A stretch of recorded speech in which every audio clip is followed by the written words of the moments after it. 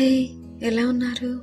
ఇప్పుడు చూస్తున్నారు అమ్మాయి అబ్బాయో తెలియదు కానీ చాలా స్ట్రాంగ్ అండి. మీరు చాలా ఎమోషన్స్ ఉన్నాయి మీలో. చెప్పాలనుకున్నా చెప్పలేనివి ఎన్నో ఉన్నాయి మనసులో. మీరు ఎలా ఉన్నారో అవతల వాళ్ళకి అర్థమైతే బాగుండును అని అనుకున్న రోజులు ఎన్నో. ఎవరికీ కనిపించని కన్నీళ్లు, ఎవరి మీద చూపించలేని ఎమోషన్స్. పాపం ఎంత భారం వస్తుందో కదా మీకుండే. ఎంత స్ట్రాంగ్ అయినా ఏడవకు ఏడవకు అని ఎంత చెప్పుకున్నా తన్నుకొస్తున్న ఏడుపు. కొన్నిసార్లు ఏడవడం మంచిదే అండి.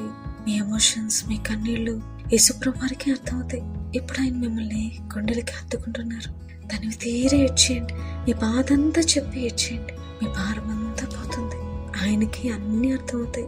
అంతెందుకు, మీ కన్నీళ్లు మీరైతే తుడిచేసుకుంటారేమో కానీ యేసుప్రభువారైతే వాటిని దాచుకుంటారు కూడా. మీ విషయంలో మీ కన్నీళ్లు కూడా ఆయనకి చాలా విలువైనవి.